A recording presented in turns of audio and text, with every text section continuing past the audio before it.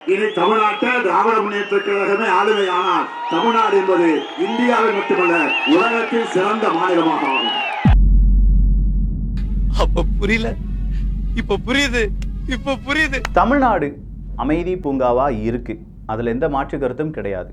ஆனா என்ன, அங்கங்க சில நபர்கள் வெட்டி படுகொலை செய்யப்படுறாங்க. ஒரு இடத்துல அது ஆணவ படுகொலை, இன்னொரு இடத்துல அது ஏதோ குடும்ப தகராறு, வேற இடத்துல அது ஏதோ வெட்டி படுகொலை, அவ்வளோதான். அதுதான் திராவிட மாடல். அப்போ அரசியலே இங்கே பிரச்சனையே இல்லையா அப்படின்னு பார்த்தா, என்னப்பா அரசியல்லாம் இங்கே பிரச்சனை இருக்குமா? அரசியல் இங்கே ரொம்ப ஸ்மூத்தாக இருக்கு, எந்த கொம்பனாலும் குறை சொல்ல முடியாத அளவுக்கு அரசியல் சரியாக தான் இருக்குது. அப்போ இந்த ஆணவ படுகொலை இல்லாட்டி இந்த படுகொலைலாம் தடுப்பது எப்படி அப்படிங்கிற ஒரு கேள்வி சாதாரண ஒரு மனிதனுக்கு வரணும். பார்த்தீங்களா, சாதாரண மனிதனுக்கு ஏன் வரணும்? சாதாரண மனிதனை காப்பாற்றுவதற்காக போலீஸ் அப்படிங்கிறவங்க இருக்காங்க. போலீஸ் அப்படிங்கிறவங்க சரியாக வேலை செய்கிறாங்களா, அவங்க கண்டுபிடிச்சிருக்கக்கூடிய விஷயங்கள் எல்லாம் சரியா அப்படிங்கிறத நிரூபிப்பதற்காக நீதித்துறை இருக்குது. இது எல்லாத்தையுமே சட்டம் இயற்றக்கூடிய அரசியல்வாதிகள் இருக்காங்க. அவங்க சரியாக வேலை செய்கிறாங்களா அப்படிங்கிறதெல்லாம் நம்ம வேலை இல்லை, அதெல்லாம் பார்க்கறது. ஆனால் எந்த மாதிரி சொதப்பி வச்சுருக்காங்க அப்படிங்கிறத மட்டும்தான் இந்த ஒரு பதிவில் பார்க்க போகிறோம். இது தமிழ் பக்ஷம் வழங்கும் ஆழமான அரசியல் சதுரங்கம்.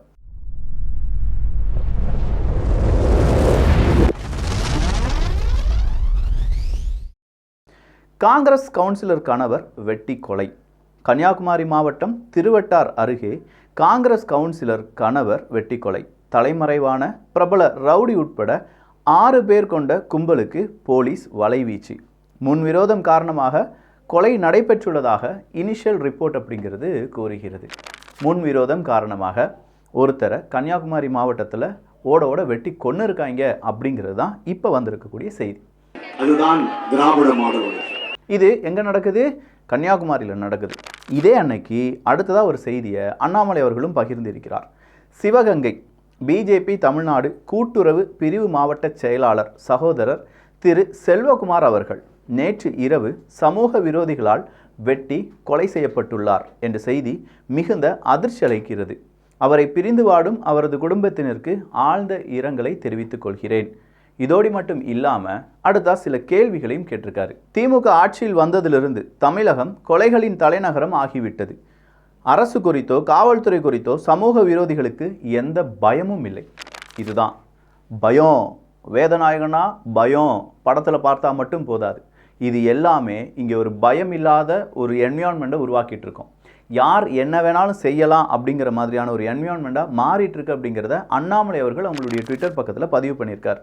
சட்டம் ஒழுங்கை காப்பாற்ற வேண்டிய காவல்துறையை கையில் வைத்திருக்கும் முதலமைச்சரே நாளொரு அரசியல் நாடகம் நடத்தி கொண்டிருக்கிறார். எப்போ பாரு ஒரு அரசியல் நாடகமே நடத்திட்டு இருக்கீங்க. நிதி ஆயோக் அப்படிங்கிற அந்த கூட்டத்துக்கு நான் போகாததற்கு காரணம் தமிழ்நாட்டில் பட்ஜெட்டில் ஒட்டுமொத்தமாக இந்திய பட்ஜெட்டில் தமிழ்நாட்டினுடைய பெயர் இல்லை அப்படிங்கிறதும், இன்னும் சில மாநிலங்களுக்கு அந்த பெயர் இல்லை அப்படின்னு சொல்லி அவர் ஒரு வீடியோ வெளியிட்டிருந்தார் பார்த்தீங்களா, மு.க. ஸ்டாலின் அவர்கள். அதை டீகோட் பண்ணுறாங்க பிஜேபி. எப்படி டீகோட் பண்ணுறாங்க? அவங்களுடைய உண்மையை கண்டறியக்கூடிய குழு ஃபேக்ட் செக்கிங் தான்ப்பா. இந்த பக்கம் டிஎம்கே அவங்களுடைய ஐடி விங் அது சார்பாக ஃபேக்ட் செக்கிங் அப்படிங்கிறதெல்லாம் நடந்துட்டுருக்கு. அந்த பக்கமாக பிஜேபியும் அவங்களுடைய ஃபேக்ட் செக்கிங் அப்படிங்கிறதெல்லாம் நடந்துட்டுருக்கு. அந்த ஐடி விங் சார்பாக வார் ரூம் சார்பாலாம் இது நடந்துட்டுருக்கு போல். அப்போ அவங்க என்ன செய்கிறாங்க? முதலமைச்சர் மு.க. ஸ்டாலின் அவர்கள் நிதி ஆயோக், இந்த நிதி ஆயோக் மட்டும்தான் அவர் பங்கெடுக்கவில்லை அப்படின்னு சொல்கிறது ஒரு பொய் அப்படின்னு சொல்லி அவர் சொன்ன பொய்களை அடுக்கி இருக்கிறார்கள். அவங்க அப்பாவுக்கு உடம்பு சரியில்லாத நேரத்தில் அவர் நிதி ஆயோக்கு வரல, அடுத்த ஒரு பிரச்சனை அது நிதி ஆயோக்கு வரல, இப்போ நிதி ஆயோக் அந்த கூட்டத்துக்கு வரல அப்படிங்கிறதும், தமிழ்நாட்டில் என்னென்ன பிரச்சனைகள் இருக்குது, எவ்வளோ ப்ராஜெக்ட் இனிஷியேட் பண்ணியிருக்காங்க, மதுரை எய்ம்ஸ் மட்டும் கிடையாது, அதன் பிறகு என்னென்ன ப்ராஜெக்ட் இருக்குது அப்படிங்கிறது எல்லாத்தையுமே புட்டுன்னு வச்சு மு.க. ஸ்டாலின் அவர்களுக்கு எதிராக திமுகவுக்கு எதிராக பிஜேபி அவங்களுடைய சாட்டையை சுழற்றி கொண்டு இருக்கும்போது தான் பிஜேபியினுடைய முக்கியமான கூட்டுறவு பிரிவு மாவட்ட செயலாளர் இருந்தவர் வெட்டி படுகொலை செய்திருக்கிறார். காவல்துறையை ஏவல் துறையாக்கி ஒரு குடும்பத்தின் நலனுக்காக ஒட்டுமொத்த மாநில மக்களும் உயிரை பணயம் வைத்து இருக்கக்கூடிய அவல நிலை. பயமாக இருக்குமா இல்லையா? எப்பா போகிறவனெல்லாம் வெட்டுறாங்க அப்படின்னு சொல்லும்போது இதெல்லாம் விட இன்னொரு கொடுமை இருக்குது. அதை நான் சொல்ல போகிறேன். அதை சொல்லும்போது உங்களுக்கு புரிஞ்சிடும் நான் என்ன சொல்ல வரேன்னு.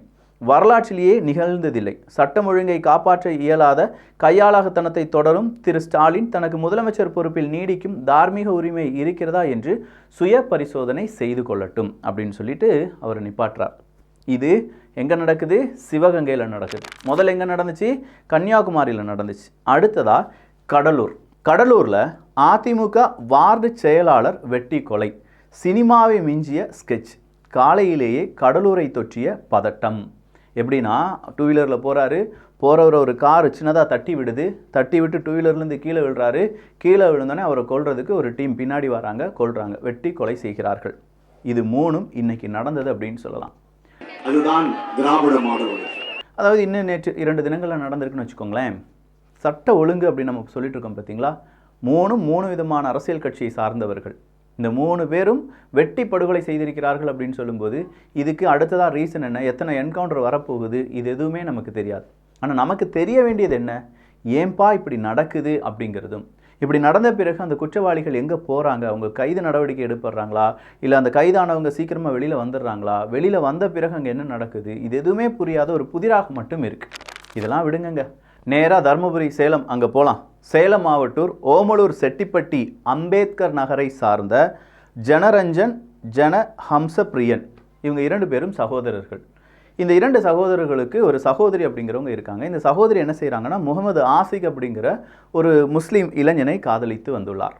அப்போது இந்த சகோதரன் இருக்கக்கூடிய அந்த சகோதரி இருக்காங்கல்ல, அவங்கக்கிட்ட இந்த சகோதரர்கள் சொல்கிறாங்க, இல்லை நமக்கு இது ஒத்து வராது, உனக்கு நான் வேறு கல்யாணம் பண்ணி வைக்கிறேன். பட்டியல் சமூகத்தை சார்ந்தவங்க தான் இவங்க, அதனால் இது ஆணவ படுகொலையை அந்த ஜாதி இப்படி பண்ணிட்டான், இந்த ஜாதி இப்படி பண்ணிட்டான்னு உருட்டுறவங்களாம் இப்போ இதை உருட்ட மாட்டாங்க, இதை பற்றி கேள்வியே கேட்க மாட்டாங்க. ஏன்னா இது அவங்க அந்த ஒரு சமுதாயத்துக்குள்ளேயே நடந்திருக்கிறதுனால இதெல்லாம் ஆணவ படுகொலையே கிடையாது, இது வந்து சும்மா அதிர்ச்சியில் படுகொலை அப்படின்னு சொல்லி உருட்டுவானுங்க. இப்படி உருட்டக்கூடிய கட்சிகளும் இருக்காங்க. ஆணவ படுகொலை எல்லா ஜாதிக்குள்ளேயும் வந்துருச்சு. ஜாதி அப்படிங்கிறது இந்த மாதிரி ஜாதி அரசியல் கட்சி நடத்தக்கூடிய நபர்கள் இதெல்லாம் ஜாதி கொலைகள் கிடையாது. ஏயா ஒரே ஜாதி இந்த மத பிரச்சனையா, இல்லை இப்போ பட்டியலினத்தை சார்ந்தவர்கள் அடுத்ததாக ஜாதிய பிரச்சனை செய்ய மாட்டாங்களா அப்படின்னு கேட்டால், இதெல்லாம் பற்றி ஏன் பேசுகிற, அதை பற்றி பேசுனியா, அதை பற்றி பேசுனியா, அதுக்கு அதை பற்றி பேசுனியா அப்படின்னு மட்டும் கேட்பாங்க. இங்கே பிரச்சனை என்னென்னா, ஒரு இஸ்லாம் ஒரு இளைஞனை காதலித்த அந்த ஒரு சகோதரியை கண்டித்து நேராக என்ன செஞ்சுருக்காங்க, அவங்களுடைய பெற்றோர்கள், அவங்களுடைய சகோதரர்கள் அந்த பெண்ணுக்கு வேறொரு மாப்பிளையும் பார்த்து, அதே சமூகத்தை சார்ந்த வேறொரு மாப்பிளையும் பார்த்து கல்யாணத்துக்கு நாள் குறித்து அது நேராக இன்விடேஷன் வர போயிடுச்சு.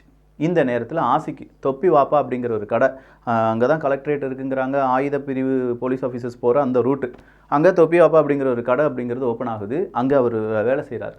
அந்த மனுஷன் வேலை செய்யும்போது சுற்றி வளைக்கப்படுகிறார். எப்படின்னா, நீ எப்படி என் தங்கச்சியை காதலிக்கலாம், கத்தியால் குத்துறாங்க, வெட்டுறாங்க, கொண்டுடுறாங்க. படத்தில் தானே இதெல்லாம் பார்த்துருப்போம். நேரில் பார்க்குறோம். அந்த சிசிடிவி ஃபுட்டேஜ் வெளியில் வருது. அவரை காப்பாற்றுறதுக்கு அவருடைய நண்பர் யாரோ போகிறார், அவருக்கும் ஏதோ வெட்டுப்பட்டதாக செய்திகள் வெளியாகி இருக்கின்றன. 15 நாட்களுக்கு முன் புதிதாக தருமபுரியில் துவங்கப்பட்ட தொப்பி வாப்பா பிரியாணி கடையில் வேலை செய்து வரும் முகமது ஆசிக்கிடம் என்ன நடக்குதுங்க, அவரை கொண்டுட்டாங்க. நேற்று இரவே கொலைக்கு உடந்தையாக இருந்த ஒருவரை கைது செய்து சிறைபிடித்திருக்கிறார்கள் அப்படின்னு சொல்கிறாங்க. இங்கே கைது மட்டும்தான் ஒரு சொல்யூஷன் அப்படின்னு இருந்துச்சுன்னா, வெட்டி படுகொலை செய்யக்கூடிய நபர்களுடைய உயிர் போயிடுது. இவன் 2 வருஷம் ஜெயிலில் போயிட்டு மறுபடியும் இங்கே வந்து என்ன செய்வான் அப்படிங்கிறது நமக்கு தெரியாது.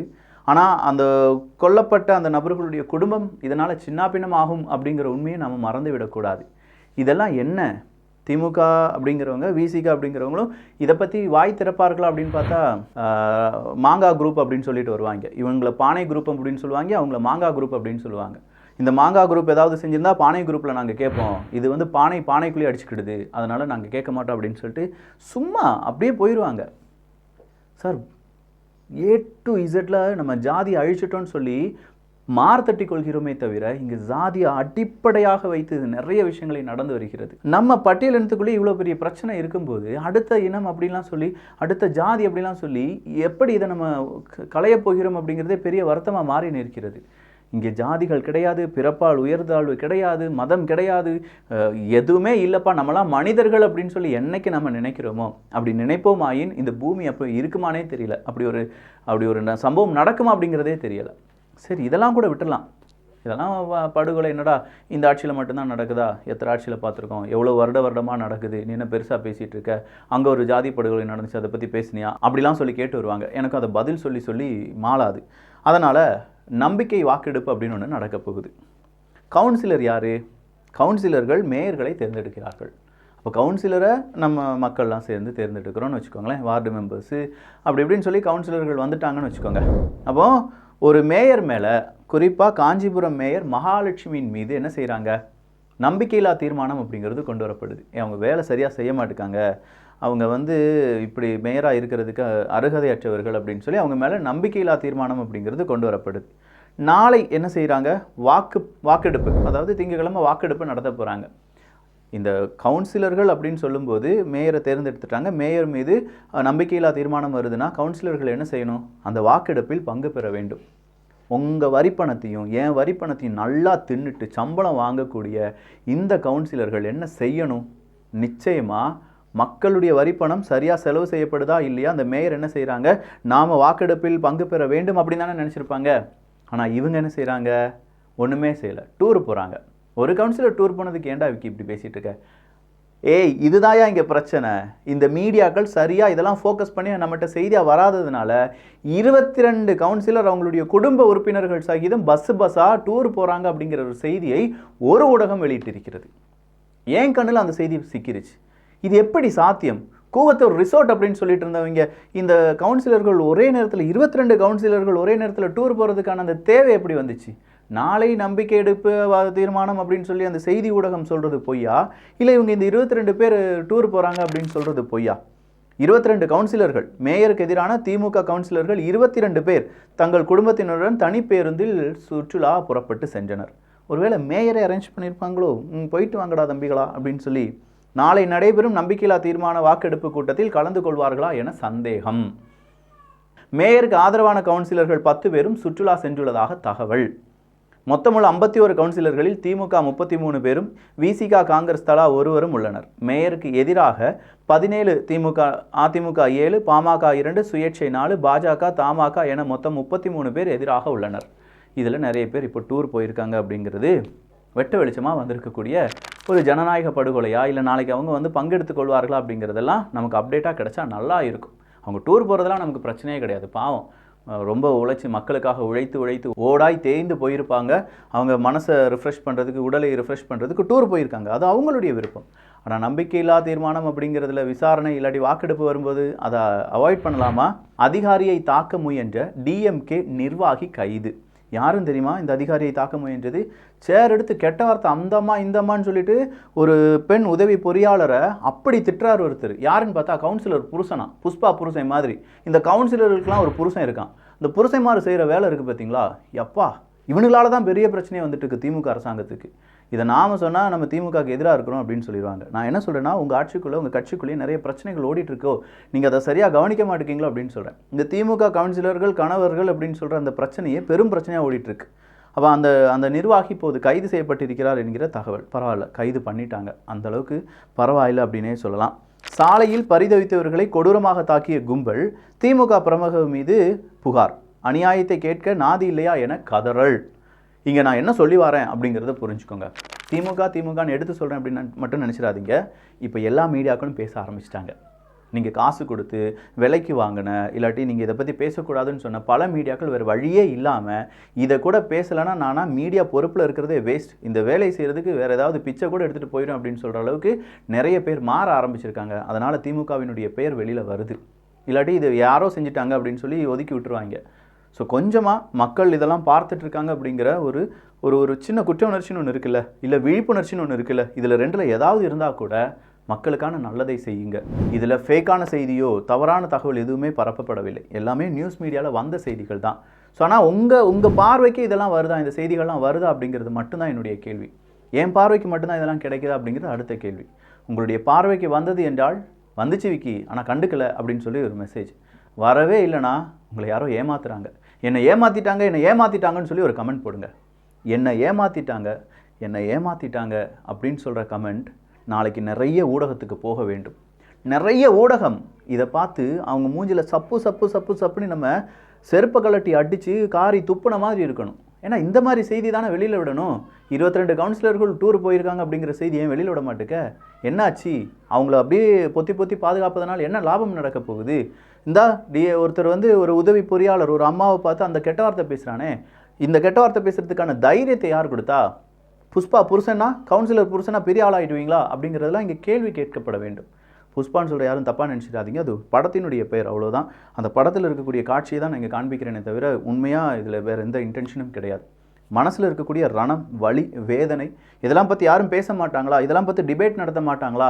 இதெல்லாம் இளைஞர்களுக்கு தெரிஞ்சு விடாதா? இதெல்லாம் கிராமப்புறங்களில் மக்கள் பேச மாட்டாங்களா? இதெல்லாம் பேசினா நல்லது நடந்துருமே, உதவி பொறியாளராக வேலை செய்யக்கூடியது அவ்வளோ பெரிய குற்றச்செயலா, அவங்கள அடிக்கிறாங்க அம்மா அப்படி இப்படின்னு சொல்லி பேசுகிறது என்ன பிரச்சனை, என்ன அவங்களுக்கெல்லாம் யாரும் கேள்வி கேட்க மாட்டாங்க அப்படின்னு நினச்சிட்டு இருந்தா அட்லீஸ்ட் ஒருத்தனாவது ஒரு ஆம்பளையாக வருவான் கேள்வி கேட்பதற்கு, இல்லாட்டி மக்கள்கிட்ட எடுத்து சொல்வதற்கு. இந்த மக்கள்லேருந்து நிறைய பேர் கேள்வி கேட்பாங்க அப்படிங்கிற நம்பிக்கையுடன் அவங்களாம் வந்து நிற்பாங்க. நல்லதை பகிர்ந்து நல்ல சமுதாயத்தை உருவாக்குவோம். நன்றி, வணக்கம்.